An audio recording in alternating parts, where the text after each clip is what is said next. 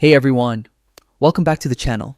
Today I'm going to show you a super simple workaround to add pictures to an Instagram post even after it's already live. Yes, you heard that right. No deleting, no losing likes, no losing comments. Stick around because this trick works perfectly with Instagram's latest update. First, open your Instagram profile and find the post you want to modify. Tap the three-dot menu on the top right corner of that post. Here, you can choose edit if you want to tweak your caption, location, or tags, but that's optional. Next, select archive. Don't worry, this doesn't delete your post, it just hides it from your feed and stores it safely in your archive. Now comes the clever part. Tap the plus button to create a new post. This time, select multiple to add more than one photo. Here, include your original image from the archive along with any new pictures you want to add.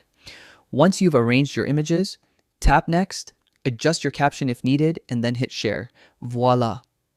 Your post is now a carousel with both the original and newly added photos, all without losing your original engagement. And that's it. A quick, hassle-free way to update your Instagram posts with extra pictures after posting.